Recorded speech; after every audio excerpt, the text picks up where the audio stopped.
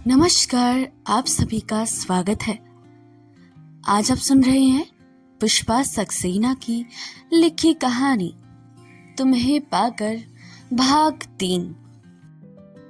कहानी को शुरू करने से पहले मैं आप सभी से ये गुजारिश करना चाहती हूँ कि अगर आपको हमारी कहानियाँ पसंद आती हैं तो हमारे चैनल को लाइक, सब्सक्राइब और शेयर करना बिल्कुल ना भूलिएगा। तो चलिए शुरू करते हैं आज की यह कहानी। क्या तुम्हारी जीवन का भी यही सत्य है प्रिया? रजत ने सीधा सवाल किया। मैं अपने को लेखिका नहीं मानती। व्यवहारिक दृष्टि से मेरे पास वो सारे साधन हैं जो किसी स्त्री को चाहिए।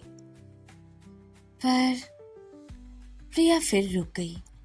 इस पर के पीछे क्या है प्रिया? कुछ नहीं, शायद मेरे मुंह से ही निकल गया। प्रिया ने अपनी बात टाल दी। तुम्हारे पति तुम्हारी परवाह तो करते हैं? अगर परवाह का मतलब बंगला, गाड़ी, पैसा जुटा देना है तो वो सब मेरे पास है। मेरे पति एक व्यस्त वकील है। उनकी व्यवहारिकता और मेरी भावुकता में अंतर होना तो स्वाभाविक ही है ना। मेरा लेखन, कॉलेज में काम करना, उनकी निगाह में समय व्यर्थ करना है। प्रिया अपना सच अचानक कह गई। क्या हम दोनों एक नहीं हो सकते प्रिया? दो मुग्ध नयन प्रिया पर निप्त थे। यह आप क्या कह रहे हैं? जानते हैं, मैं विवाहित हूं, एक बेटी की मां हूं। प्रिया जैसे आसमान से गिरी थी। मैं सब जानता हूं। मैंने वही कहा जो बहुत दिनों से कहना चाहता था। प्रिया प्लीज, रजत, हमारी मित्रता का गलत अर्थ न लगाएं। मैं ऐसा सोच भी नहीं सकती। प्रिया उठकर चली गई। अगले 2 दिन प्रिया कॉलेज नहीं जा सकी। रजत नाथ का सामना करने में उसका साहस ही न रह गया था। घर में अपने नाम आए कोरियर ने प्रिया को चौंका दिया। लिफाफे में रखे गुलाबी कागज का पैकेट खोलते ही प्रिया की दृष्टि सुनहरी जिल्द से सज्जित पुस्तक के शीर्षक पर स्थिर हो गई। रजनीगंधा के नीचे लेखिका का नाम प्रिया जगमगा रहा था। कहानी संग्रह का प्रकाशन बिना उसकी जानकारी के कैसे संभव हो सका? प्रिया को समझने में देर नहीं लगी। पुस्तक के पृष्ठ पर एक चिट्ठी। जन्मदिन की अनंत मंगल कामनाएं। अगर आपकी दृष्टि में मैंने गलती की है तो क्षमा की आकांक्षा है। कल आपकी पुस्तक का विमोचन समारोह है। विश्वास है मेरी गलती का दंड अपने प्रथम कहानी संकलन को नहीं देंगी। प्रतीक्षा रहेगी। सुस्नेह है, रजत। प्रिया ने सपने में भी कभी नहीं सोचा था उसकी कहानियां कभी संकलन का रूप ले सकेंगी। रजत ने अपनी गलती के लिए क्षमा मांगी है, पर क्या यह बात उसके मन में कभी नहीं आई? काश रजत उसके जीवन साथी होते। रजत के साथ उसके जीवन की दशा ही कुछ अलग होती। उसकी हर बात को रजत मान देते थे।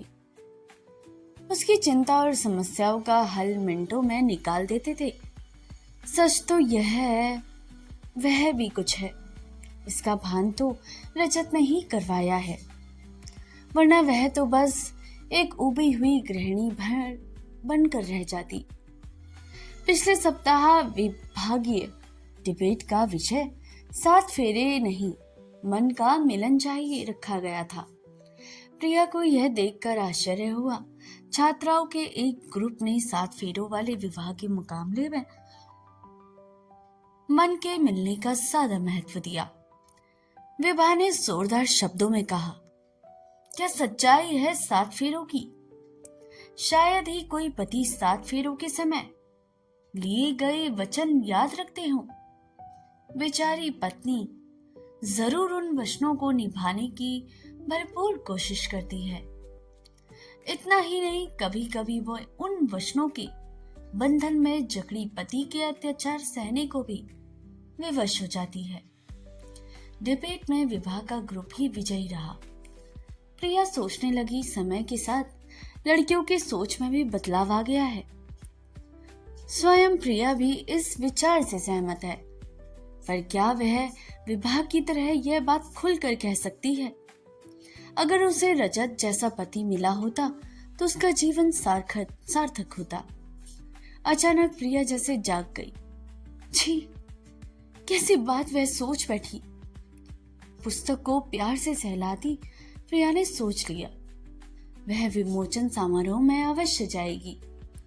शेखर से कुछ कहना व्यर्थ ही होता। रजनीगंधा का विमोचन आगरा के विधायक मोहन कुमार द्वारा किया गया। अपने वक्तव्य में उन्होंने कहा, मुझे गर्व है हमारे शहर में इतनी अच्छी कहानीकार हैं। उनकी कहानियां उच्च स्तरीय हैं। आगरा के पुस्तकालयों के लिए यह पुस्तक खरीदी जाएगी। लेखिका को मेरी बधाई। पुस्तक विमोचन के बाद पत्रकारों ने कहानियों की थीम विषय पर प्रश्न पूछने शुरू कर दिए। प्रश्नों के उत्तर देती प्रिया के चेहरे पर आत्मविश्वास और सफलता की खुशी चमक रही थी। अचानक एक महिला पत्रकार पूछ बैठी, आपके पति नहीं दिखाई दिए? क्या वह आपकी सफलता के सहभागी नहीं है? वह एक जरूरी किस्से सिलसिले में बाहर गई हैं। साथ खड़े रजत नाथ ने बहाने में प्रिया को बचा लिया। समारोह समाप्त होने के बाद भीगे स्वर में प्रिया ने रजत से कहा, आपने मेरा सपना पूरा किया। इसके लिए धन्यवाद तो बहुत छोटा शब्द है। आज भी तुम इतनी उदास क्यों हो प्रिया? क्या मुझे माफी नहीं मिलेगी? प्लीज माफी मांगकर शर्मिंदा ना करे। हम मित्र हैं, हमारे बीच औपचारिकता नहीं होनी चाहिए। इसका मतलब हमारी मित्रता में दरार नहीं आएगी। आज चैन की नींद सो सकूंगा प्रिया। मैं तो डर ही गया था, कहीं तुम्हें मैं खो ना बैठूं।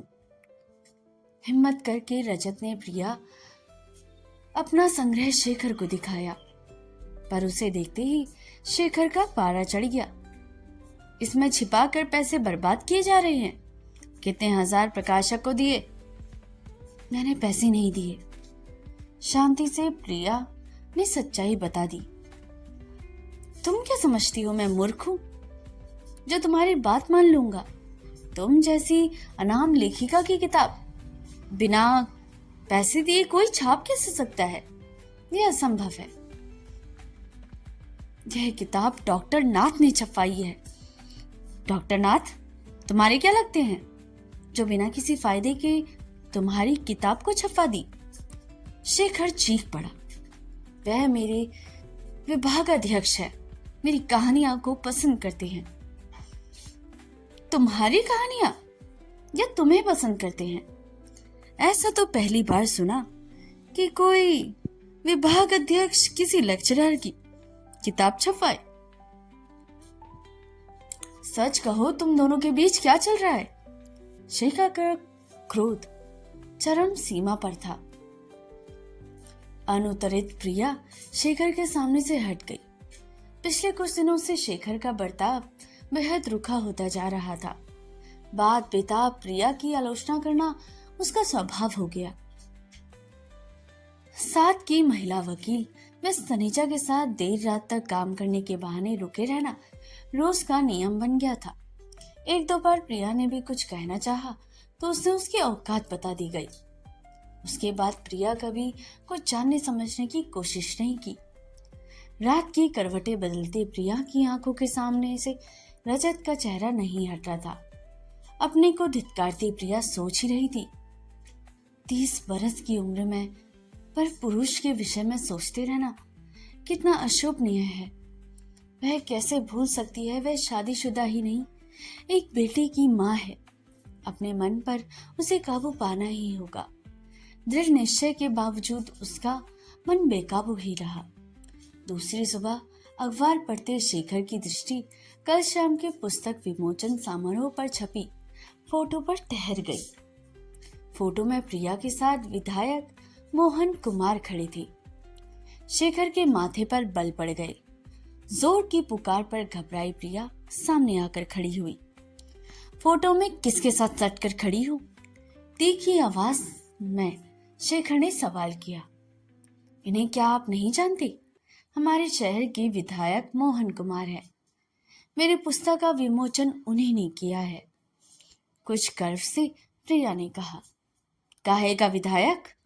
कॉलेज में लड़कियों को छेड़ने की वजह से सस्पेंड किया जा चुका है। पुस्तक का विमोचन कराने के लिए यही गुंडा बचा था। मेरी नाक कटाने के लिए और कौन से गुल खिलाओगी? बस बहुत हो गया। कल से कॉलेज नहीं जाओगी। ऊंची आवाज में शेखर ने अपना फैसला सुना डाला। नहीं, मैं जॉब नहीं छोड़ सकती। रही बात विधायक के चरित्र की, तो इसके बारे में मेरे को कोई जानकारी नहीं है। कार्यक्रम मैंने आयोजित नहीं किया था। समझ गया जरूर, ये तुम्हारे रजत नाथ की चाल है। अपने फायदे के लिए विधायक को खुश करने के लिए तुम्हारा सहारा लिया है। शेखर की आंखों में आग बरस रही थी। रजत जी कभी ऐसी ओछी बात तो सोच भी नहीं सकते। अच्छा, वह महान इंसान है और मैं ओछी बातें करता हूँ। अब मेरा फैसला सुन लो। तुम्हें अपने कॉलेज या पति में से एक को चुनना है। शेखर तैश में खड़ा हो गया। यह कैसा फैसला है? मैं आपके बारे में ऐसी बात कैसे सोच सकती हूँ? प्रिया विस्मित थी। मुझे हाँ या ना में जवाब चाहिए। तुम कॉलेज छोड़ोगी या नहीं? तुम्हारे चेहरे से शेखर ने पूछा। नहीं, प्रिया ने दृढ़ता से जवाब दिया। क्या? तुम्हारी ये मजाल? मेरी बात नहीं मानोगी? अभी इसी वक्त मेरे घर से निकल जाओ। आज के बाद ना मैं तुम्हारे लिए इस घर में जगह है, ना मेरी जिंदगी में। फौरन निकल जाओ वरना। शेखर ने हाथ उठाया था। यह क्या कर रहे हैं? मैं कहाँ जाऊंगी? प्रिया रुआसी हो गई। जी चाहा जहां जहां या मर जाओ। मैंने फैसला कर लिया। अब और बहस की तो अंजाम बुरा होगा। मेरा क्या अपराध है? आखिर आपकी पत्नी हूं। कुछ तो सोचिए। मुझे कुछ सोचना समझना नहीं है। बहुत पढ़ निकल आए हैं। Now get out of my house and my life. Saurabh की तो सोचिए, वह बच्चा क्या मां के बिना रह सकेगा? प्रिया की आंखें भर आई। तुम जैसी मां के मुकाबले किसी हॉस्टल की अच्छी देखरेख और परवरिश हो जाएगी। 4 कपड़े लेकर निकल जाओ, वरना मुझसे बुरा कोई नहीं होगा। अब मेरा टाइम वेस्ट मत करो। मुझे जानती नहीं हो और मैं कुछ भी कर सकता हूँ। वकील हूँ, अपने को आसानी से बचा भी सकता हूँ। शेखर के क्रोध के आगे उसे मिन्नतें करना व्यर्थ था। इस वक्त घर के बाहर जाना ही उचित था, पर कहाँ जाए वह? आज तो कॉलेज भी बंद था। मानस में एक चेहरा उभर रहा था जो उसकी बात समझ सकेगा। शायद कुछ देर बाद जब शेखर का गुस्सा शांत हो, तब वह अपनी भूल स्वीकार कर उसे वापस बुला लेगा। अचानक घर पहुंची प्रिया को देखकर रजत तसुब हो आ गए। तुम अचानक यहाँ? सब ठीक तो है? कुछ भी ठीक नहीं है रजत। और कोई जगह नहीं थी जहां जाती। प्रिया की आंखें छलछला आई। परेशान मत हो। इस घर और मुझ पर तुम्हारा पूरा अधिकार है। बैठो, मैं कॉफी लेकर आता हूँ। प्रिया को कॉफी का मग थमा। रजत उसके सामने सोफे पर बैठ गई। कॉफी समाप्त कर प्रिया कुछ सामान्य हो चली। धीमे धीमे अटकते अटकते प्रिया सारी घटना दोहरा गई। समझ में नहीं आता, पढ़े लिखे इंसान का ऐसा सोच हो सकता है। 6 वर्षों के साथ बावजूद भी वे तुम्हें नहीं जान सके। पत्नी पर इस तरह शक करना अन्याय है, रजत ने गंभीरता से कहा। आगे के लिए क्या सोचा है प्रिया? प्रिया के मौन पर रजत ने पूछा। शेखर के बुलावे का इंतजार है, और कर भी क्या सकती हूँ। इतने अपमान के बाद लौटकर क्या सम्मान पा सकोगी? रजत ने दृष्टि प्रिया के चेहरे पर गड़ा दी। और कर भी क्या सकती हूँ? प्रिया के रुके आंसू फिर बह निकले, जैसे पल भर में उसने अपनी जिंदगी से निकाल फेंका है, फिर भी उसे अपनी जिंदगी से निकाल सकती हो। औरत और आदमी में बहुत फर्क होता है रजत। इसी सोच की वजह से औरत हमेशा हारती आई है। सच कहो, क्या तुम्हारा मन नहीं चाहता कि कोई तुम्हारे तुम्हारे पूरे वजूद को, तुम्हारी हर अच्छाई कमी के साथ तुम्हें सच्चे मन से प्यार करे? जो नहीं मिला उसके बारे में क्या सोचना। अचानक प्रिया का मोबाइल बज उठा। शेखर का फोन है। प्रिया उत्साहित हो उठी। कान से फोन लगाते ही शेखर की तीखी आवाज सुनाई दी। जानता हूं आपके आशिक के पास बैठी मुंह काला कर रही हो। कल तलाक के कागजात पहुंच जाएंगे। चुपचाप पेपर्स पर साइन कर देना। साइन ना करने की हालत में कोर्ट में बेइज्जती के लिए तैयार रहना। याद रखना, मैं शहर का नामी वकील हूं। धज्जियां उड़ा कर रख दूंगा। बात खत्म करते ही फोन कट गया। निरपराध होते हुए भी मुझे तलाक की धमकी दे रहे हैं। इसके पहले कि शेखर के तलाक के कागजात पहुंचे, मैं शेखर को तलाक देना चाहती हूँ। मुझे जो भी सहना पड़े सहूंगी, पर शेखर के अहंग को तो चोट पहुंचा सकूंगी। शेखर क्या मुझे छोड़ेंगे? मैं ही उनका परित्याग करूंगी। मेरी मदद कर सकते हो रजत? वाह, यह बात हुई ना। पुरुष हमेशा औरत की दुखती रग पर चोट करता है। स्त्री की कमजोरी उसके अहम को बढ़ावा देती है। तुम ठीक सोच रही हो। मेरा वकील मित्र तुम्हारे तलाक के कागजात तैयार कर देगा। कल सुबह तक कागजात शेखर तक पहुंच जाएंगे। हाँ, एक बार फिर सोच लो। मैं सोच चुकी हूँ। अब पीछे नहीं हटूंगी। प्रिया के चेहरे पर दृढ़ता थी। सौरभ के बारे में क्या सोचा है?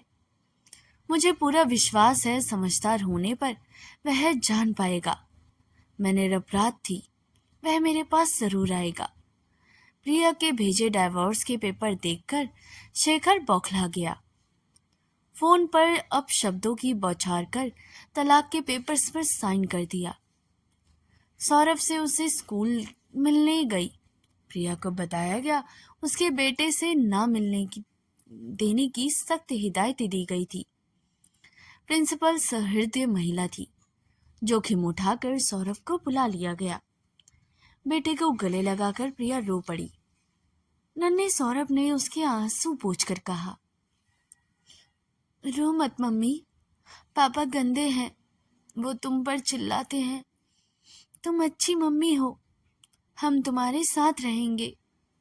हाँ बेटे, जब तुम बड़े हो जाओगे तब हम दोनों साथ रहेंगे। आंसू पोंछकर प्रिया ने विदा लिया। दूसरी बार सौरभ से मिलने जाने के लिए जब फोन किया तो पता लगा उसे किसी दूसरे शहर के हॉस्टल में भेज दिया गया है। रजत नाथ ने प्रिया के लिए अलग अपार्टमेंट का इंतजाम जरूर करा दिया, पर उसकी हर जरूरत पूरी करना उसका फर्ज होता। लोगों की बातें अगर उन्होंने सुनी भी तो उन्हें नकार दिया गया। शेखर का इलाहाबाद शिफ्ट कर जाना उसके पुरुष की पराजय ही थी। प्रिया ने अपने को नई जिंदगी में ढाल जरूर लिया, पर सौरभ की याद उसे बेचैन कर जाती। रंजीत जी के कहने पर प्रिया ने उपन्यास लिखना शुरू किया। तुम्हारे जीवन में इतना कुछ घटा है प्रिया, उसे एक उपन्यास का रूप आसानी से दे सकती हो। तुम्हारे पास एक सशक्त लेखनी है। यह उपन्यास तुम्हारी उपलब्धि होगी। उपन्यास लिखने में प्रिया पूरी तरह से डूब गई। अचानक उसने महसूस किया उपन्यास का नायक रजत जैसा बन गया है। कुछ पृष्ठ पढ़कर रजत ने साहस से पूछा, तुम्हारे नायक को उसकी नायिका कभी मिल भी सकेगी या आजीवन वह उसकी आराध्य ही बनी रहेगी? आराध्य तो नायिका का नायक है रजत, फिर दोनों के मिलन में बाधा क्या है प्रिया? अनुतरित प्रिया के दोनों हाथ अपने हाथों में लेकर रजत ने प्यार से कहा, बहुत प्रतीक्षा कर ली प्रिया, अब इस अचकिन को अपना जीवन साथी बना लो, हम विवाह कर ले। नहीं रजत, मैं विवाह शब्द में विश्वास नहीं करती। प्रेम विवाह भी असफल हो जाते हैं। मैं नहीं चाहती हम दोनों के बीच जो प्यारा रिश्ता है वो विवाह के बाद मजबूरी का बंधन बन जाए। ऐसा नहीं होगा प्रिया, हमारा रिश्ता कभी मजबूरी नहीं हो सकता। मुझ पर विश्वास है ना? तुम्हारा विश्वास ही मेरा संबल है रजत, पर विवाह का कतई विश्वास नहीं कर सकती। मुझ पर विश्वास है तो हम दोनों एक क्यों नहीं हो सकते प्रिया? उम्र की इस सीढ़ी पर ऐसा सोचना क्या ठीक है रजत? प्यार की कोई उम्र नहीं होती प्रिया। मैंने कब सोचा था वर्षों बाद इस वैरागी मन के तार प्यार की धुन पर झकृत हो उठेंगे। विश्वास करो, विवाह हमें पूर्ण कर देगा। मेरी बात मान लो। नहीं रजत, विवाह का बंधन मुझे स्वीकार्य नहीं। अगर तुम विवाह नहीं करना चाहती तो हम बिना विवाह किए भी तो एक छत के नीचे साथ साथ रह सकते हैं। विश्वास करो, मैं ऐसा कुछ नहीं कर मांगूंगा जो तुम्हें अस्वीकार्य हो। गंभीर स्वर में अपना प्रस्ताव देकर रजत चुप हो गए। एक छत के नीचे पूर्णता प्राप्त करने की जगह शायद हम दोनों हिस्सों में बंट जाएं रजत। ऐसा क्यों कह रही हो प्रिया? साथ रहने से तो प्यार बढ़ता है। रजत विस्मित थे। क्या एक छत के नीचे ना रहते हुए भी हम साथ नहीं हैं रजत? मैं तो हर पल तुम्हें अपने साथ पाती हूँ। हो सकता है एक छत के नीचे रहते हुए हमारी दूरियां बढ़ जाएं। अगर हम एक दूसरे की अपेक्षाओं पर खरे ना उतर सके तो एक दूसरे की कमियां नजर आने लगी तो क्या होगा? मैं तुम्हें खोना नहीं चाहती रजत। हाथों में चेहरा ढांप लिए प्रिया रो पड़ी।